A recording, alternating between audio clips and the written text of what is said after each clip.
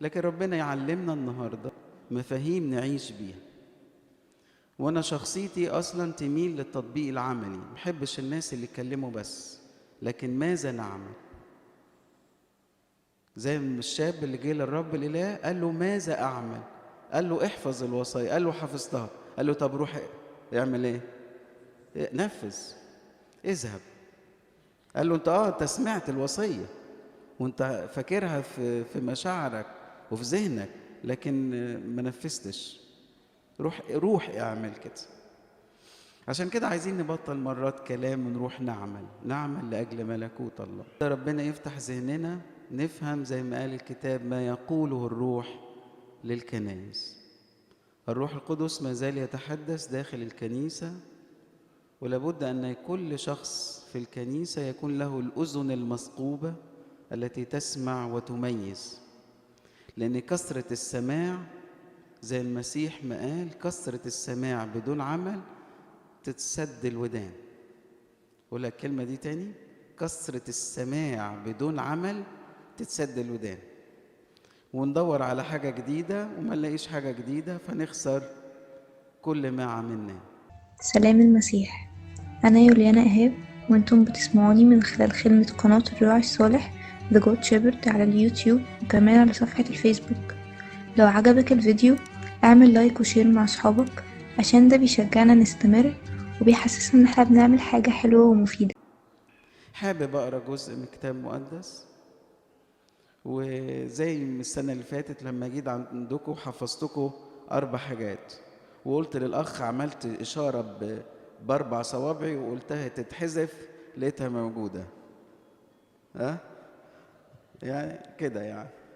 فقلت له الحتة دي شيلها، ما شالهاش. فغالبا الإخوة اللي يعني ركزوا معايا شوية. عايزين نقضي وقتنا على خير يعني. أيوة كلنا انتوا. اللي معاه كتاب مقدس على الموبايل بتاعه ممكن يتابع معايا في سفر الملوك الثاني إصحاح 2 عدد 19. ملوك الثاني إصحاح 2 عدد 19.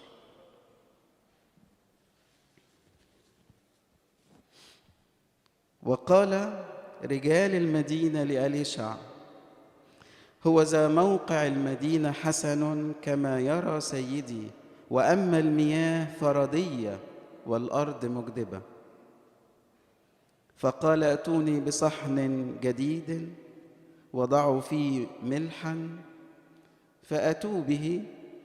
فخرج إلى نبع الماء وطرح فيه الملح وقال هكذا قال الرب قد أبرأت هذه المياه، لا يكون فيها أيضا موت ولا جدب. فبرئت المياه إلى هذا اليوم حسب قول أليشع الذي نطق به. قصة بسيطة. نبع بيطلع مية. اللي منكم بيعرف في تحلية المية يعرف ان في معادن موجودة في المية. لو المعدن ده زاد شوية المية ما تتقبلش. الحديد زاد شوية، النحاس زاد، في نسبة نحاس، البوتاسيوم زاد شوية. كل الحاجات دي لو زادت شوية المية ما تتقبلش، والزرع ما ياخدش غير انه يحرق مرات الجذور. فده حال المدينة اللي موجود. والمدينة يقال عنها انها أريحة. وراح رئيس المدينة جه لإليشع وقال له انت بتمشي على المية وبتمشي وتشق المية، بيقولوا لنا كده، فممكن تحللنا المية، تعملها لنا حلوة، تخلي نبع المية ده حلو، تنفع تعمل كده؟ فراح قال له هات صح جديد حط فيه شوية ملح، وخد وحط في النبع بقت مية حلوة. وإلى الآن يقال أنه اسمه نبع السلطان في أريح. لسه عين المية دي موجودة، الدارسين بيقولوا لغاية دلوقتي. فنبع المية موجود لغاية دلوقتي ومية حلوة. دي قصة ببساطة شديدة، يعني قصة بنقولها في مدارس الأحد، لكن هناك وراءها تعليم. الكتاب المقدس عندما يتحدث عن أمر صحيح بالحرف يقصد موضوع، لكن بالروح يقصد أمر آخر. أما يقول مرة أنا إله إبراهيم، يقول المسيح أنا إله أحياء. مش إبراهيم بس، عايز يقول لك أنا إله إيه؟ أحياء. بعبر لك عن إبراهيم إنه لسه عايش.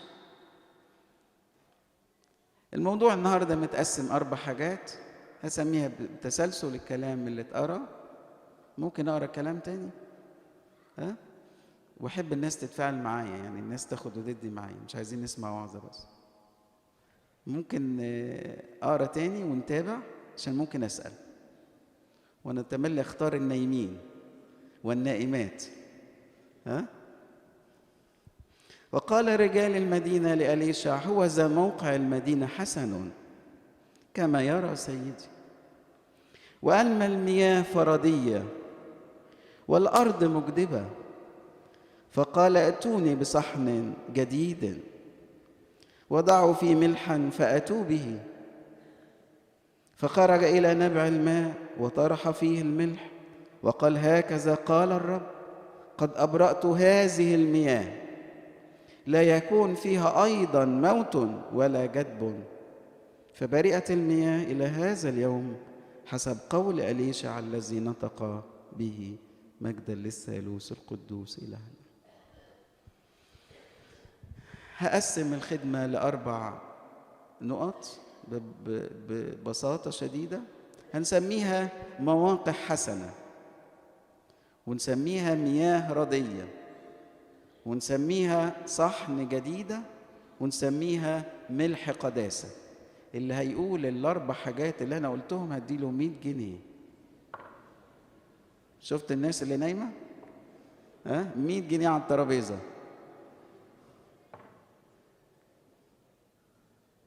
طب أقولهم تاني؟ يعني لازم أعيد الكلام تاني.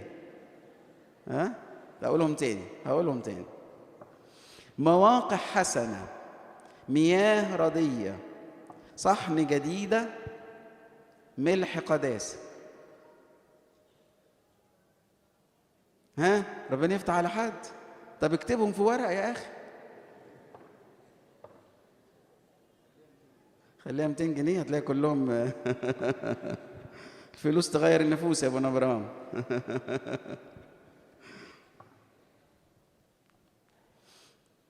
مواقع حسنة.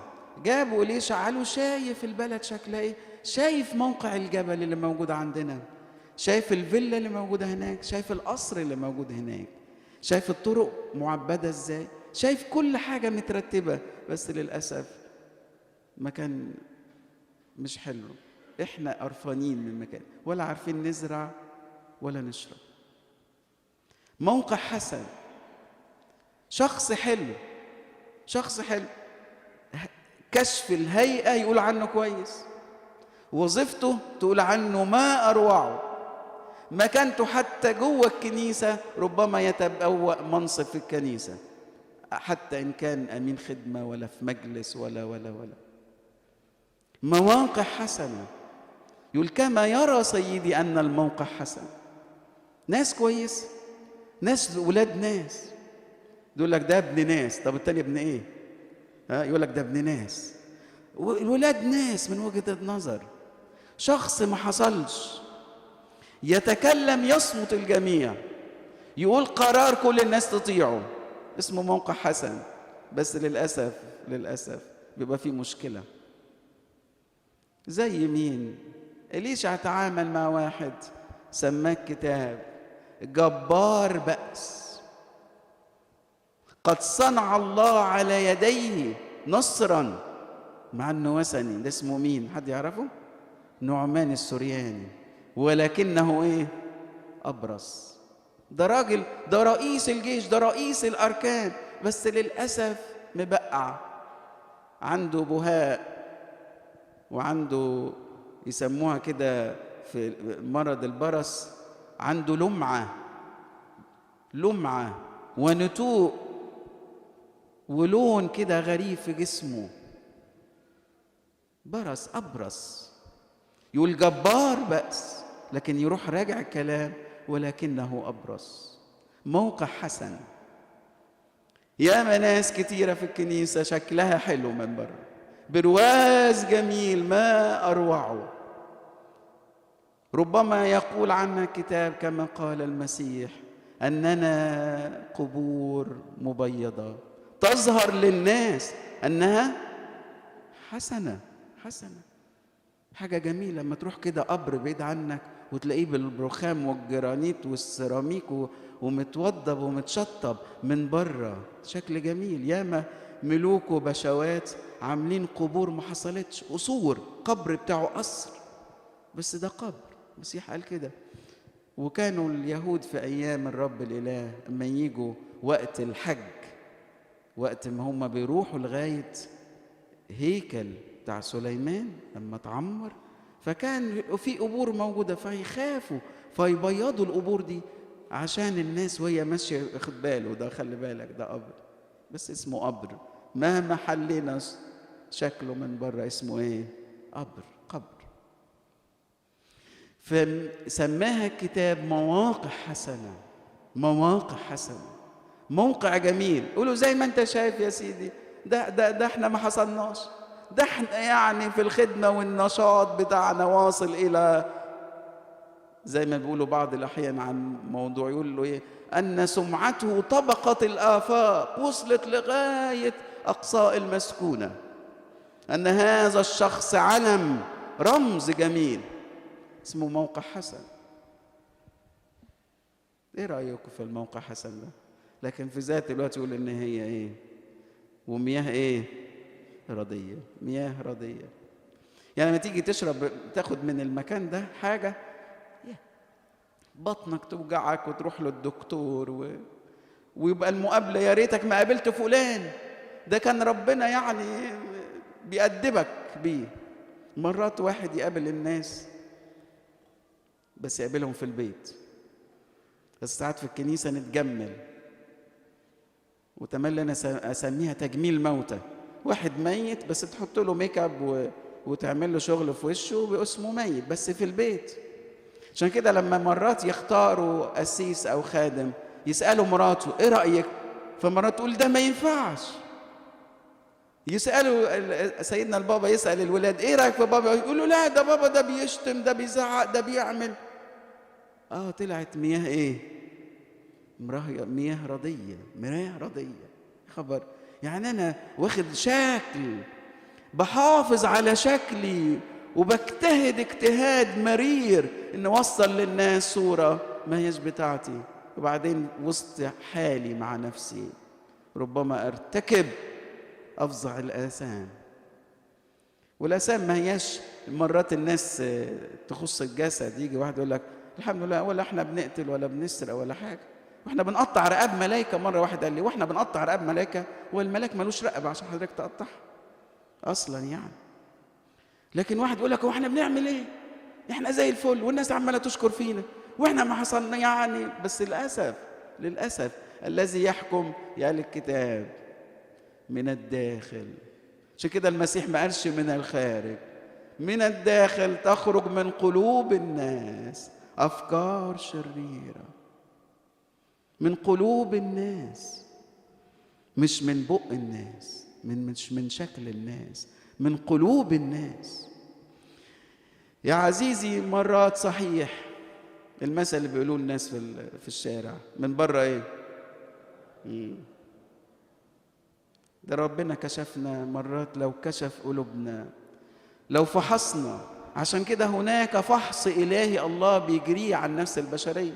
يمكن الطب لغاية دلوقتي مرات ما يكتشفش حاجات بكل الإمكانيات، وربنا يروح فاحص النفس وفاحص الضمير، يطلع ضمير يسميه كتاب ضمير شرير. يطلع الضمير ده ضمير شرير. انت عندك شر في قلبك مش عايز تتوب عنه. انت يا عزيزي اسمك مياه رضية، مع ان الموقع حسن، مع ان المكان كويس، مع ان الوظيفة كويسة، الكارير بتاعك ما فيش زيه، بس اسف دي مياه طلع ايه؟ مياه رضية، مياه وحشة. اما بتعامل معاك واخد منك شوية مية. عشان كده يقول في سفر الامثال حكيم سليمان يقول مياه باردة، مياه جميلة لنفس عطشانة، الخبر الطيب من أرض بعيدة. الخبر الطيب من أرض بعيدة، يعني شخص حلو جواه حلو،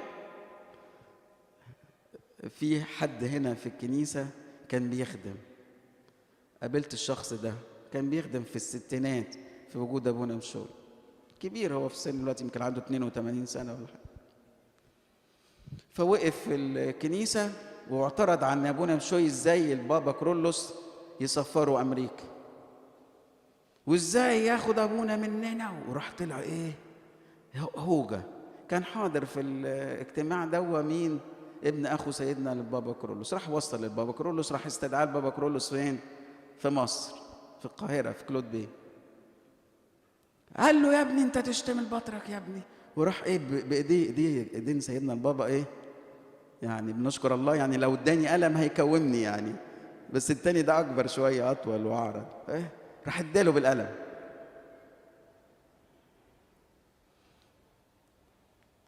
فقال له طب تسمعني؟ قال لي قداسة البابا عشان اوريكم بس ده منظر من بره يبان انه شخص مش كويس، شوف بقى اسمع كملت القصه. فقال له ممكن تسمعني؟ انت حكمت عليا كده.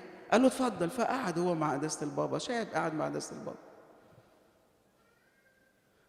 فيقول له يا سيدنا ينفع ان واحد يتجوز واحده وبعدين ياخدوا مراته منه يكشفوها على حد تاني؟ قال له لا يا ابني ما ينفعش. قال له طب ما قداستك بتعمل كده؟ قال له ها يعني. قال له طب كم اكمل لك؟ ينفع ان انا اكون اب اعترافي بقعد معاه وعارف اسراري، لسه اعترف عند اب تاني هكشف نفسي تاني؟ فقال له يا ابني لك حق، انا متاسف وحقك عليا. انا بكلمك على مين؟ واحد بيبان من بره منظره مرات صعب، لكنه بابا الكنيسه، البطرك بتاع الكنيسه، بيقول انا ايه؟ انا متاسف، انا ما خدتش بالي، انا متاسف، حقك عليا. لما اتعامل معاك تطلع ايه؟ تفتكر بتطلع ايه؟ ها؟ تطلع ايه؟ مياه رضيه. الناس بتاخد كلامك مرات مش مستحملاه، مرات عنيف مش بتشجع الناس، مرات شخص الناس مش بتقبل تتواصل معاك، وعارفين فلان جه، ما دام فلان جه خلاص ده احنا مش هنقدر نكمل الاجتماع، فلان جه مش هنقدر نعمل اي موضوع، فلان جه، ايه ده يا عم ده؟ ايه ده؟ ايه ده؟ ايه الناس دي؟ بتطلع مياه رضيه، معنا الموقع ايه؟ حسن. يبقى مواقع حسنه لكنها مياه ايه؟ رضيه. طب نحلها ازاي؟ ده احنا بالآثام، قال علينا داود بالآثام صورت، في الخطية حبلت بيه أمي.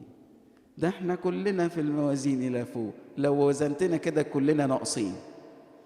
ده احنا يعني ربنا بيشفق علينا، وأي كمال فينا احنا، أي كمال فينا. عشان كده كل يوم نحتاج إلى توبة، كل يوم. مخدوع الشخص اللي قال لك أصل أنا تبت، أصل أنا بطلت، ده مش منهجنا، مش منهج كنيستنا.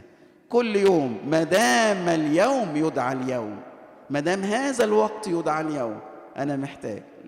لا تقسي قلبك بغرور الخطية، ما دام اليوم يدعى اليوم، ما دام النهارده لسه أنت عايش.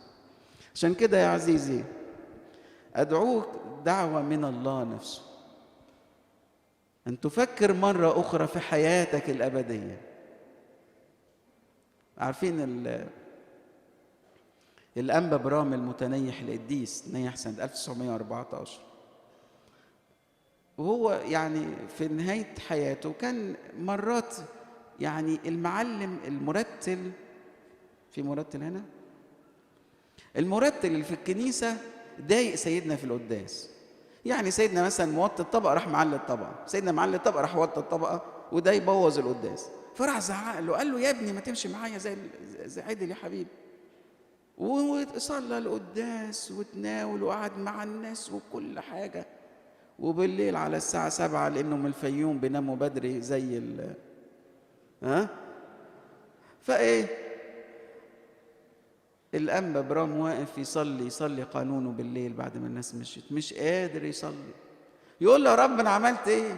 طب قعد يفكر، طب أنا هفكر، أنا صحيت الصبح وصليت وبعدين رحت القداس، رحت القداس وعملت إيه في المعلم؟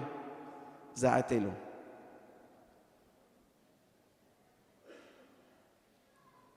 وفي حد بيعتذر عن انه زعق، يعني معلش ما تزعلوش مني، ده مرات خدام في الكنيسه يضرب الواد شلوت محترم، ما تزعلوش مني ولا فارق معايا.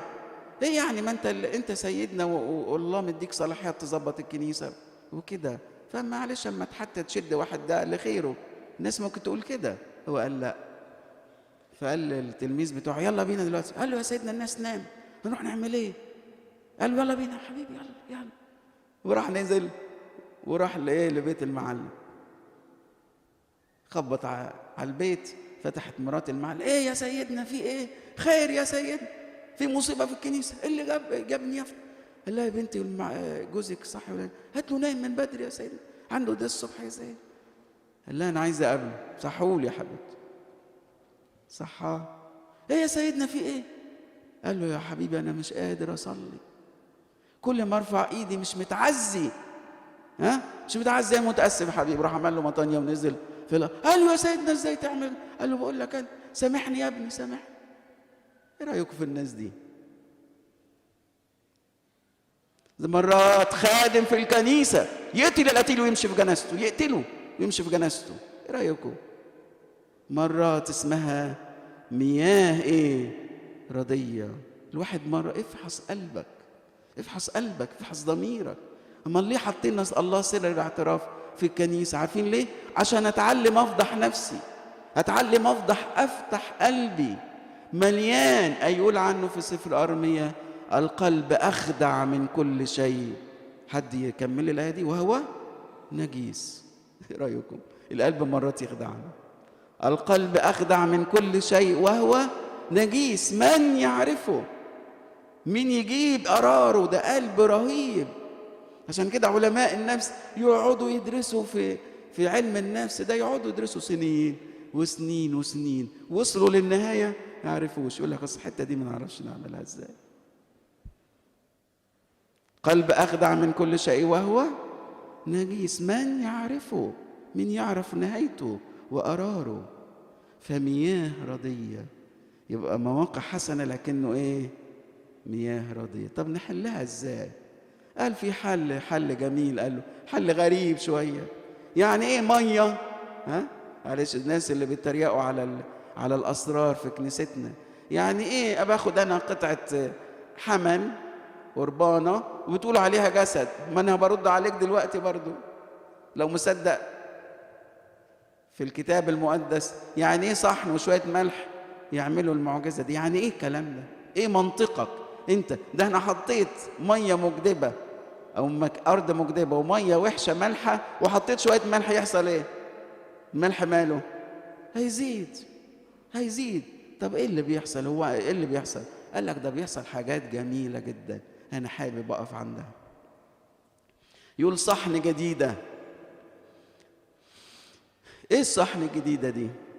طب ما ينفعش صحن، يعني عارفين الصحون بتاعت زمان كانت بالنسبه لهم مرات فخار، صاج، ألمونيوم، نحاس، بس قال هات هات جديد، هات صحن جديد لسه مصنوع دلوقتي مش مغسول. فاهم بيقولوا ده مش مغسول، هات صحن جديد.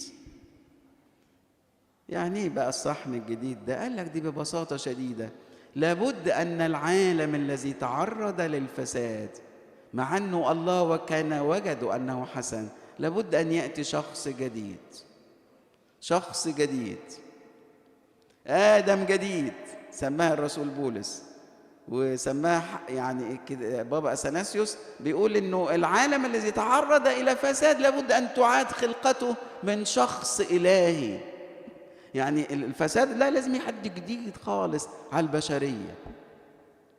عشان كده المسيح إلهنا أخذ صورة جسد، ليس من زرع بشر. ما نعرفش نفسرها، ما نعرفش أفسر المسيح واتولد إزاي. يعني أعرف إنه حد زي ما أمنا العذراء بتقول حد بتولد لازم رجل وامرأة. طب ده قال لك ما تفكرش. قال أحد الكتاب الكاتب كتاب عن التجسد، ما هواش من مصر، بره مصر، روم أرثوذكس، بيقول كده، بيقول لك إن أنكرت سر التجسد، إن أنكرته تهلك. وإن تمعنت فيه وتفكرت وفحصته ربما تجن. ولا تاني، لو أنكرت سر التجسد يبقى يحصل إيه؟ تهلك. ليه؟ بإنسان واحد وبإنسان آخر، يعني بالإنسان الجديد اللي هو المسيح إلهنا. فقال لك لو أنت بس يعني قلت لا ما فيش حاجة اسمها تجسد، يعني إيه ربنا ياخد صورة جسد؟ خلي بالك أنت تهلك. طب إيه رأيك؟ نقعد نفكر، هو البيبي الطفل الإلهي ده جه إزاي؟ اقعد أنت فسر، روح للدكتور، اقعد بقى، اقعد معاه بال100 سنة، شوف ازاي هتوصل ان احنا يجي طفل إلهي. عشان كده الملاك يقول للعذراء ما تشغليش بالك لأمنا القديسة مريم. لا ما تشغليش بالك، الموضوع مش يعني لا يخصك انت، يخص السماء. الروح القدس حل عليك، وقوة العلي القدوس المولود منك يدعى ابن الله. انت مش موضوع بتاعك، ده بتاعنا احنا في السماء. السماء هي اللي اخذ القرار. يعني بيقول الكلام ده شخص جديد، هو ده علاج البشرية، أن يأتي شخص جديد. عشان كده بدون المسيح، بدون الرب الإله، قال عنها الرسول بطرس في سفر الأعمال ليس بأحد غيره خلاص، ليس اسم آخر تحت السماء ينبغي أن نخلص، ينبغي به أن نخلص. يبقى ما فيش حد يحل المشكلة دي، يحلها واحد بس، الصحن الجديد. الصحن ده مش بس صحن جديد، ده ملح كمان، اسمه ملح قداسة زي ما سميته، يعني قدوس بلا شر، شخص يعني ما ملوش مثيل. قال عنه الأعداء، الأعداء اللي كانوا بعيروه، نحن بعدل ننال استحقاق ما فعلنا، أما هذا فلم يفعل شيء ليس في محله. احنا نستحق لكن ده ما عملش، ده واحد بيعاديه. اللي ضربه بالحربة يقول حقا كان هذا ابن الله. ايه ده؟ قال لك الأعداء يشهدوا له، لأنه صحن جديد مليان قداسة. ما حدش تحدي، ودي حاجة ترفع راسنا كمسيحيين، نمشي في الشارع كده واحنا رافعين راسنا، مش عشان احنا زي مياه مطينة بطين احنا، لكن هو له كل المجد، يحصل منه ولا حاجة غلط، ولا كلمة غلط، ولا كلمة غلط. تقول لكم مثال، أنا ممكن أفكر فكر غلط، بس مرات أما أتكلم صح. طب إيه الفكر ده؟ الفكر اللي في دماغي ده نطق فيا الإنسان الداخلي أفكار وحشة. عشان كده يقول عنه الكتاب أنه لم يعمل غش، لم يكن في فمه مكر. ما فيش حاجة جواه بتقول حاجة تاني غير اللي براه. شخص جديد، نوع جديد ما هوش له مثيل، ليس له مثيل. عشان كده يقول له داود لا مثل لك يا رب بين الآلهة، فيما يدعونهم آلهة ليس له شبيه. عشان كده احنا كمسيحيين لنا كل الفخر أن نذهب وراء هذا الإله. قال عنه عبقري ومذيع في الإذاعة البريطانية سنة 1948، قال لو لم يكن المسيح إلها لذهبت أمامه وسجدت. لو انتوا بتقولوا عليه مش إله، ده أنا هروح أعمل له أسجد له، بسبب إنه ما عندوش حاجة غلط. ده صحن جديد ملآن قداسة. هو ده كان علاج المية الوحشة. طب ده على الرب ليه؟ طب وإحنا؟ قال لك ما برضو الإصلاح يجي من شخص جديد. أي إصلاح عايز تصلح حاجة يجي شخص جديد زي أبونا بشوي كان. خلي بالكم، بتشرف في خدمة اسكندرية وقداسة البابا كلفني، لكن لو انتوا رجعتوا بالزمن إلى زمن أبونا بشوي كامل في بداية خدمته، يا معانا الأمرين من أفكار بالية. هو اللي عمل نوع من التطوير في الخدمة. أول واحد ابتدأ قداسات متأخرة أبونا بشوي كامل، وأما عملها قالوا أنت هتبوظ الكنيسة. قالوا له كده أنت بتبوظ الكنيسة. ازاي تعمل قداس متاخر؟ احنا مش بنعمل قداسات متاخر. قال لهم طب نجرب، ما تعالوا جربوا. وانتشرت في البدايه صحن جديد، شخص ابتدى وكان ملآن قداسه. حلو قوي لما الاب الكاهن والخادم يبقى جواه بتشع قداسه. ليه؟ اصل الملح ده يظبط كل الناس. الملح ده يشيل الفساد او يمنعه. الملح ده مرات يظبط طعم الحياه. الملح ده مرات يبقاش هو شكله باين، مش باين، بيدوب. انت تحط ملح قدامك، حبات ملح يحصل ايه؟ بتدوب، بتنتشر. النقطة الأخيرة في الملح، مرات يعمل حاجة من إيه؟ يخلي الناس عطشانة. ما أنا أكل حاجة ملح بعمل إيه؟ عايز مية، بيعطشني. يعني لما أشوف واحد عنده ملح أحصل إيه؟ أعطش أنا عن الحياة الأبدية. ده الملح الطبيعي. تخيل بقى لما أنا بيبقى شخص ساير بقداسة، يعني كل الخطايا اللي أنا ماشي فيها توقفت عنها في اللحظة دي. ربنا مرات بيكشف لي خطايا تانية بتوقف عنها، لما بيكشفها لي بتوقف. ما تزعلوش مني، مرات بيجي لنا قساوة. عارف انك بتعمل كذا كذا كذا كذا، طب ليه مش ببطل؟ ليه مش عايز تبطل؟ ايه قساوة القلب دي؟ ده مش حال القديسين. اول ما بيعرف انه غلطان بيقول ايه؟ لا مش عايز اعمل كده. ده مرات علمونا واحنا صغيرين وانت بتصلي ربنا فكرك بموقف وببحث الموقف ده. احنا صغيرين كنا متربيين عند ناس قديسين. كان امين الخدمه بتاعنا في كنيستنا اللي انا اتربيت فيها يعلمنا بدموعه وهو عمال يعيط، يقعد يكلمنا دموع نازله منه. حلوين، جيل جميل حلو. فتخيل انت حضرتك بيتعرض عليك، يقول عنه في سفر الأمثال إصحاح 30، يقول عن المرأة الوحشة: أكلت مسحت فمها قالت ما عملت إثما. تحدث عن امرأة خاطئة شريرة. أكلت مسحت فمها قالت ما عملت إثما. إيه رأيكم؟ ناس مش حاسين إنه بيغلطوا. ألا نعود مرة أخرى، يعني انتوا غاليين جدا لانه بتحبوا ابونا بشوي، وابونا بشوي اكيد بيحبكم. فمن فضلكم، هو كان عايش سيرة قداسة، عايش في سيرة مقدسة بلا لوم. وكل ما تيجي عليه يترمي عليه حاجات غلط، ارجعوا لقصته وحياته. ترمي عليه حاجات غلط بيهرب من الغلط، اي غلط، اي نوع غلط. وكل مرحلة من حياته يتقدس اكثر. ليه؟ يقول نظير الصحن الجديد، يعني مثل نظير القدوس الذي دعاكم كونوا أنتم أيضا فين؟ في كل سيرة. في كل سيرة. يعني في كل سيرة. في الشغل أنت قديس، في الشغل أنت قديس، في البيت أنت قديس، قدام الكمبيوتر أنت قديس، قدام الفيس أنت قديس. في كل سيرة. ساعات ان احنا نلبس الماسكات جوه الكنيسه، كل واحد مننا لابس الماسك، دخل كده ولبسه، وبقي في الكنيسه موديل رائع من البشر، يخرج خارجا يرى الناس انه مياه رديه. فالصحن الجديد ده حاجه جميله. ربنا يدينا بقى ايه؟ كم صحن؟ صحون. يدينا صحون كتيره، ومليانه ملح، مليانه قداسه، مليانة تقوى وصلاح، مليانة واحد قديس بتعامل مع شخص قديس.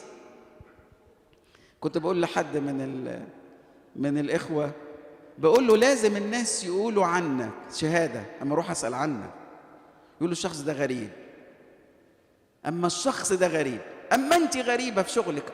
يقول إيه ده؟ أنت غريبة، مش تخليك زي بقية الناس. حد بيقول عنكم كده؟ مش غريب يعني، لا، يعني غريب يعني واحد بيعمل أعمال كويسة جميلة فيها تضحية، فيها دفع. ده أنا أقول لكم للمتخاصمين النهاردة، هقول لكم مثال. تحب كده إنك ما يحصلش بينك وبين الآخر نزاع، ولا تروح لمحامي، ومرات المحامين بيزعلوا عشان ببوظ شغلهم. بنعمة الله ببوظه في كل اجتماع وخدمة. اتصالح، اتنازل عن الفلوس بتاعتك. ايه رأيك؟ ايه رأيك ما تتنازل؟ هديك مثال، هاخدك كده في لقطة لغاية مدينة الناصرة، في محل اسمه نجار الناصرة. وانت ماشي كده، وانت ماشي في الشارع في الناصرة، تلاقي حاجة اسمه نجار الناصرة. مين ده؟ خبطت واحدة: صباح الخير يا يسوع. صباح النور يا ست ام كوهين. عارفين ام كوهين؟ ممكن تعمل لي ترابيزة؟ من عينيا. سلام، تحت امرك. اجي استلمها امتى؟ قال لها كمان اسبوع. قالت له بس ما تاخرش عليا يا يسوع، انا عارفه مواعيدك مظبوطه. قالوا له عنه. بكام بقى يا يسوع الترابيزه؟ قال لها بدينار. قالت انا سالت الراجل اللي هناك ده، قال بدينار ونص. كويس انك عامل بدينار، انت شخص كويس. قال لها متشكر. ده فيلم، انا عامل فيلم، ها، ما تسرحوش.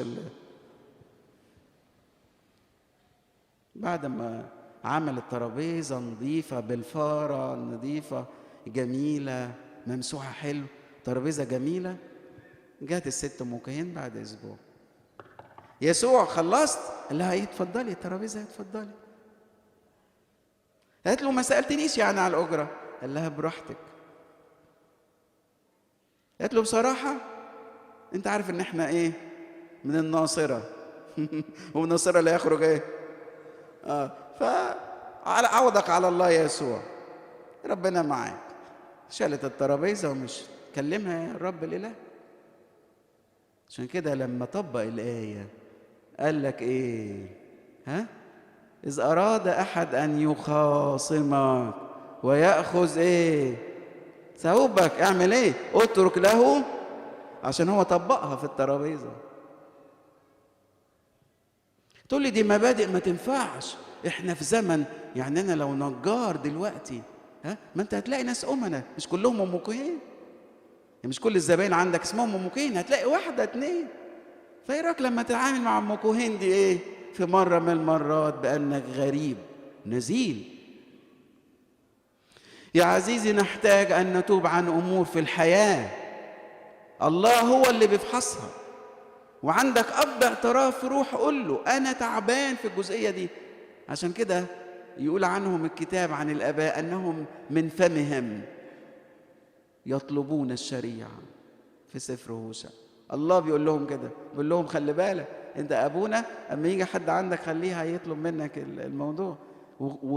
نشجع الناس على المصالحة، على التنازل، لأنها دي قداسة، القداسة التي بدونها لن يرى أحد الرب.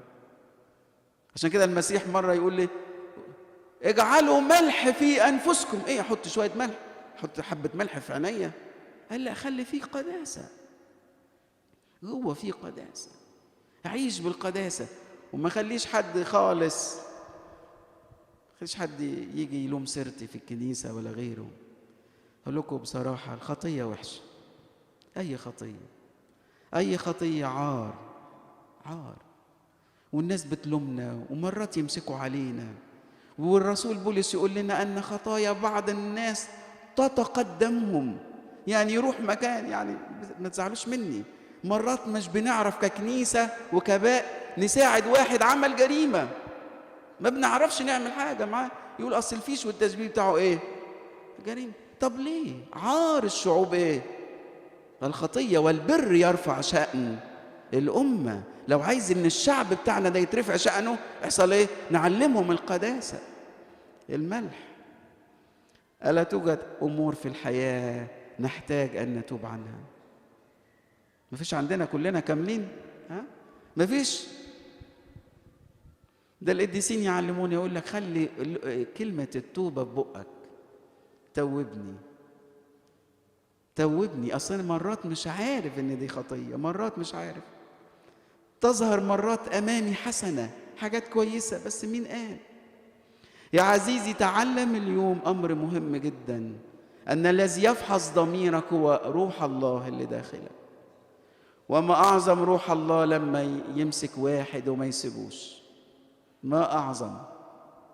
قيل عن داود هذه الكلمة الجميلة: دخل شاول لكي يغطي رجليه في مغارة. كلمة يغطي رجليه يفهمها الدارسين إن هي مش واحد راح ينام، ده واحد يعمل تويلت، الباحثين يقولوا كده. وراح من بعيد كده راح قطع حتة يعني ديل التوب بتاعه اللي لابسه من غير ما يحس، وراح هو كتاب هو واخدها في ايده، بص عليها كده: والدي بتاعت مين ده؟ بعد ما خلص قال: دي بتاعت الملك، ده مسيح الرب. يقول: وكان أن قلبه ضربه على قطعه جبة شاول. ايه ده؟ ده واحد جاي يقتلك وانت يا دوبك خدت حته قماشه من توبه، دي تتعب ضميرك؟ قال: تتعب ضميري، دي تتعب ضميري جدا. دي القلوب الحلوه الجميله، دي الناس اللي عندهم قداسه، اللي عايشين من قداسه، اللي ناس نظيفه، معلش ما تزعلوش مني، ناس نظيفه. القديسين كده ناس نظيفه، مش بيحبوا حاجات ملوثه تترمي عليهم، يهربوا من كل خطيه وشبه شر وشر، يهربوا منه، لأنه عايز يحتفظ بالثوب نظيف. يا بخت كل شخص، كل واحد مننا بينظف نفسه. لو أنت عندك خطايا ومش عايز تنظف نفسك من الخطايا دي لأنها تقل، مرات أقول للشباب الكلام ده: قبل ما تيجي تعترف يا ريت يبقى كل أب عنده كاميرا بس واحد جاي يعترف صح. الشاب يتصور قبل الاعتراف وبعدين يتصور بعد الاعتراف. بصوا على الملامح، تلاقي بعد الاعتراف وشه منور. ياه، أصل داود يقول كده: أن خطاياي كحمل ثقيل أكثر من رمل البحر. تقيل عليا. فواحد شال وعادي مع أبونا، خلاني شلت الحمل ده وبخرج كده يعني البشر والفرح على وجهي. يا خيبة كل الشباب والناس اللي بطلوا يعترفوا، يا خيبتهم. بيحتاجوا لحد بيعمل لهم كونسلنج، مشورة. قال يروح يعمل مشورة، ده جميل حلو مش وحشة المشورة، بس يا بخت كل واحد بيعترف بصح. انت يا عم عندك سر مش موجود في كنايس كتيرة، سر ببلاش. صدقوني اوعى تسجل الحتة دي، ما بتنسوا خلاص. مش هقولها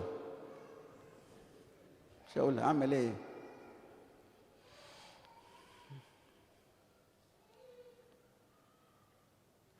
يا عزيزي، الأسرار المجانية لفرح القلب اللي في الكنيسة، الشيطان ضحك على الناس، ضحك عليهم في الزمن اللي احنا فيه. تعترف ليه؟ ولا تتناول ليه؟ ولا تقعد مع ربنا ليه؟ تقرأ الكتاب؟ ولا تيجي الكنيسة ليه؟ ولا ايه سر مسحة المرضى؟ ولا ايه؟ عمال يضرب في الكنيسة الشيطان والشباب مصدقه. كل واحد اختبر يعني ايه اعتراف، يعني ايه تناول، يعني ايه حياة مع المسيح. كل اللي اختبر ده بيبقى ايه؟ افتكر ولد شاب كنت بخدمه في شرم الشيخ، فبعدين بعد المناولة عشان هو كان يحب يصلي كتير، اقول له كده، اقول له ايه؟ يقول لي بس لو انت تشوف قلبي وتعرف تصوره لي. اقول له ايه يعني؟ ماله قلبك يعني؟ قال لي قلبي عامل ايه يعني؟ زفة بلدي. عارفين زفة بلدي؟ مزمار ومش عارف وطبلة جوه في قلبي. لو تعرف تكشف قلبي. يا عزيزي، نحتاج أن نتقدس. تقدسوا، لأني غدا لو أنتوا تقدستوا غدا سأعمل بكم.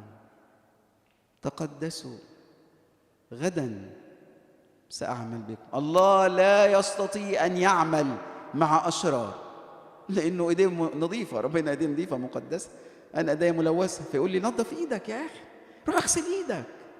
قال لي المسيح لبطرس: هات رجلك.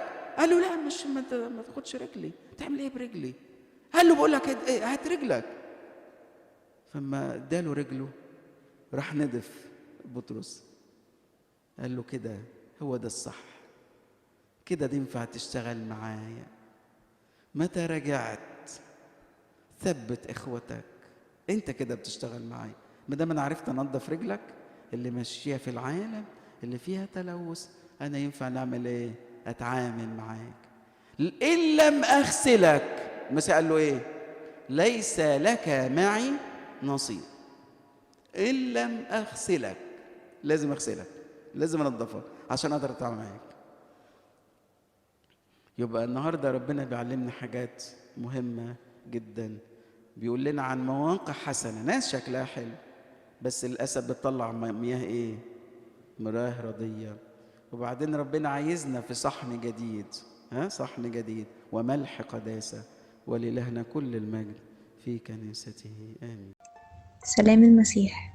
أنا يوليانا إيهاب، وأنتم بتسمعوني من خلال خدمة قناة الراعي الصالح The Good Shepherd على اليوتيوب وكمان على صفحة الفيسبوك.